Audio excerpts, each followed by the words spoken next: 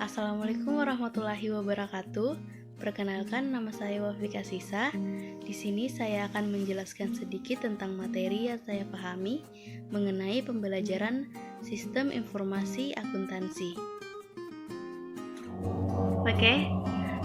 Kali ini saya membahas mengenai audit sistem informasi berbasis komputer, di mana yang kita tahu adalah audit adalah sebuah proses sistematis untuk secara objektif mendapatkan dan mengevaluasi bukti mengenai pernyataan perihal, tindakan, dan transaksi bernilai ekonomi untuk memastikan apakah hal tersebut sesuai dengan kriteria yang telah ditentukan dan mengkomunikasikan hal tersebut kepada pendiri perusahaan ataupun orang-orang yang berkepentingan. Dan adapun jenis-jenis kegiatan audit, yakni yang pertama ada audit keuangan, yang mana di audit keuangan ini memeriksa keandalan dan integritas catatan-catatan akuntansi, baik yang terdiri dari informasi keuangan atau operasional. Dan yang kedua mengenai audit sistem informasi, yang dimana di sini tuh melakukan tinjauan dan pengendalian sistem informasi akuntansi serta efektivitas dan menjaga aset perusahaan.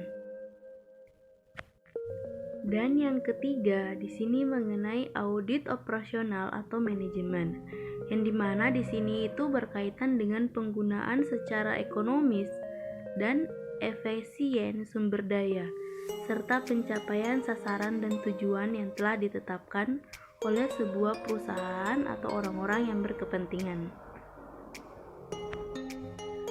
Dan adapun tujuan audit SIA yakni adalah untuk meninjau dan mengevaluasi pengendalian internal yang melindungi sistem tersebut. Oke, kita masuk ke pembahasan selanjutnya mengenai siklus pendapatan, penjualan, dan penagihan kas. Yang dimana yang kita tahu siklus pendapatan yakni sebuah rangkaian aktivitas bisnis dan kegiatan pemrosesan informasi serta yang terkait dan terus berulang dengan penyediaan barang dan jasa kepada para pelanggan dan menagih kas sebagai pembayaran dari penjualan-penjualan tersebut. Dan adapun tujuan utama siklus pendapatan adalah untuk menyediakan produk yang tepat di tempat dengan waktu yang tepat dengan harga yang sesuai. Dan adapun aktivitas bisnis siklus pendapatan terbagi atas 4, yang mana yang pertama entry pesanan penjualan, yang dimana itu seperti mengambil pesanan dari pelanggan dan memeriksa persediaan barang ataupun jasa. Yang kedua di sini mengenai pengiriman, yang dimana di sini kita memenuhi keinginan ataupun pesanan pelanggan. Setelah itu kita mengirimkan pesanan yang diinginkan tersebut. Terus yang ketiga mengenai penagihan dan piutang usaha, yang dimana di sini penagihan ke para pelanggan serta memelihara data piutang usaha. Yang keempat mengenai penagihan kas, yang dimana di sini kita melibatkan mengenai pengiriman uang pelanggan serta menyimpan ke bank ataupun menyimpan ke perusahaan.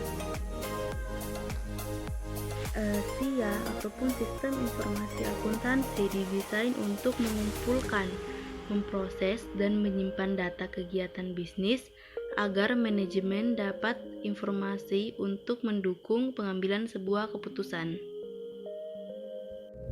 Oke, kita masuk ke pembahasan selanjutnya mengenai siklus pengeluaran, pembelian, dan pengeluaran kas, yang dimana yang kita tahu siklus pengeluaran yakni rangkaian kegiatan bisnis dan operasional pemrosesan data terkait yang terhubung dengan pembelian serta pembayaran barang dan jasa. Dan adapun tujuan dari siklus pengeluaran yakni untuk meminimalkan biaya total dan memperoleh dan memelihara penyediaan, perlengkapan, dan berbagai macam layanan yang dibutuhkan untuk menjalankan sebuah organisasi ataupun untuk menjalankan sebuah perusahaan. Adapun aktivitas bisnis siklus pengeluaran terdiri atas 3, yakni pemesanan barang, pasokan dan jasa. Yang kedua, penerimaan dan penyimpanan barang, pasokan dan jasa, itu dia meneliti kualitas dan kuantitas. Yang ketiga, pembayaran barang, pasokan dan jasa. Oke, kita masuk ke pembahasan selanjutnya mengenai siklus produksi. Yang dimana di siklus produksi ini merupakan rangkaian aktivitas bisnis dan operasi pemrosesan data terkait yang terus terjadi yang berkaitan dengan pembuatan produksi. Dan adapun peran penting SIA dalam siklus pendapatan, yakni yang pertama itu adalah buaran produk, yang kedua penetapan harga produk, yang ketiga alokasi dan perencanaan sumber daya, yang keempat yaitu manajemen biaya. Dan adapun aktivitas siklus produksi yakni terdiri dari 4. Yang pertama yaitu perancangan produk, yang dimana di perancangan produk ini mematenkan mengenai permintaan dalam hal kualitas, ketahanan, fungsi, serta biaya produksi.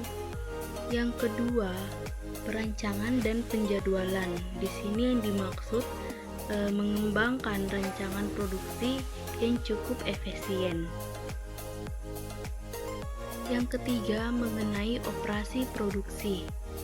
Setelah yang keempat, mengenai akuntansi biaya, yang dimana di sini untuk memberikan informasi untuk perancangan, pengendalian, penilaian kinerja dari operasional produksi. Oke, kita masuk ke pembahasan selanjutnya mengenai siklus penggajian dan manajemen sumber daya manusia yang disingkat dengan MSDM. Adapun tugas-tugas dari MSDM yakni yang pertama, merekrut dan mempekerjakan karyawan baru. Yang kedua, melatih para pegawai. Yang ketiga, memberikan tugas pekerjaan. Yang keempat, memberikan kompensi atau gaji. Yang kelima, mengevaluasi kinerja. Yang keenam, memberhentikan pegawai secara sukarela atau dipecat. Adapun aktivitas siklus penggajian, yang pertama, memperbaharui file induk penggajian. Itu yang bermaksud perubahan tingkat gaji ataupun mempekerjakan orang baru. Yang kedua, perubahan tarif dan potongan. Ini dilakukan ketika bagian penggajian menerima perubahan mengenai perubahan dalam tarif pajak dan potongan gaji lainnya, dan berbagai unit pemerintah dalam perusahaan asuransi. Yang ketiga, validasi data waktu dan kehadiran. Kehadiran menentukan berapa besar gaji yang kita bisa dapatkan, dan ada juga pegawai yang digaji atau dibayar per jam, per hari, bahkan ada juga yang dibayar per bulan dengan mendapatkan gaji tetap. Yang keempat, mempersiapkan penggajian. Daftar penggajian dan cek gaji pegawai dicetak. Yang kelima, pembayaran gaji. Yang keenam, hitungan kompensasi dan pajak yang dibayar oleh perusahaan. Yang ketujuh, keluaran pajak, penghasilan, dan potongan lain-lainnya. Oke, sekarang kita masuk ke materi selanjutnya mengenai sistem buku besar dan pelaporan. Ada 4 aktivitas buku besar dan pelaporan. Yang pertama mengenai perbaharui buku besar. Di sini bermaksud seperti memasukkan ayat jurnal yang berasal dari 2 sumber. Sumber pertama dari subsistem akuntansi, yang kedua dari bendahara. Yang kedua, memasukkan ayat penyesuaian, yang dimana di sini itu berasal dari kantor kontraktor setelah neraca saldo dibuat. Dan adapun kayak ayat jurnal penyesuaian, yaitu terdiri dari aktual ataupun hitungan gaji, pembayaran di muka ataupun sewa, bunga, perkiraan ataupun penyusutan, yaitu penilaian kembali, perubahan dalam metode yang digunakan untuk menilai persediaan, terus perbaikan atau koreksi. Setelah itu yang ketiga, pembuatan laporan keuangan, yang dimana yang di sini yang dilapor itu seperti laporan laba rugi, neraca, ataupun pembuatan ayat jurnal penutupan, laporan arus kas. Yang keempat, pembuatan laporan manajerial, yang dimana di sini aktivitas terakhir dalam sistem buku besar dan pelaporan penghasilan sebagai laporan manajerial. Adapun tujuan pengendalian buku besar, yakni semua transaksi buku besar dicatat secara akurat. Terus semua perubahan ke buku besar diotomatisasi dengan benar. Semua transaksi buku besar dicatat valid. Oke, kita masuk ke pembahasan selanjutnya mengenai strategi pengembangan SIA, yang dimana kita akan membahas terlebih dahulu mengenai kesulitan pengembangan SIA ataupun sistem informasi akuntansi.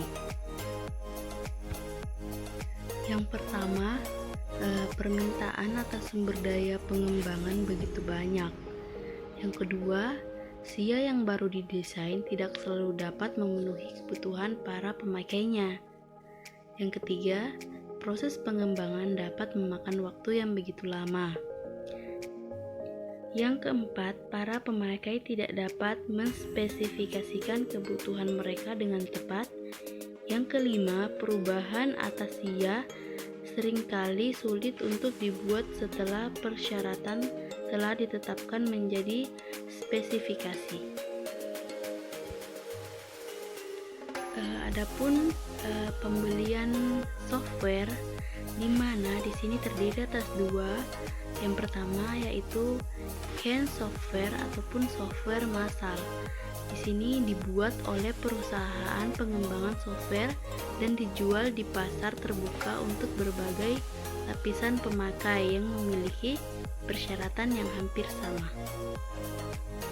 Yang kedua, Turkey System atau pemakai terima jadi, yang di sini bermaksud beberapa perusahaan menggabungkan software dan hardware serta menjual keduanya sebagai satu paket. Adapun pengembangan sistem oleh Departemen Sistem Informasi, di mana di luar ketersediaan software massal yang bagus, banyak organisasi yang mengembangkan software mereka sendiri karena kebutuhan perusahaan unik atau karena ukuran perusahaan dan kerumitannya membutuhkan software khusus. Adapun pengembangan software oleh pemakai akhir, yang dimana end user community adalah pengembangan, penggunaan, dan pengendalian aktif atas sistem informasi berbasis komputer oleh para pemakai. Dan itulah tadi materi yang sempat saya sampaikan. Kurang dan lebihnya mohon dimaafkan. Akhir kata, wallahul muwaffiq ila aqwamit thoriq. Wassalamualaikum warahmatullahi wabarakatuh.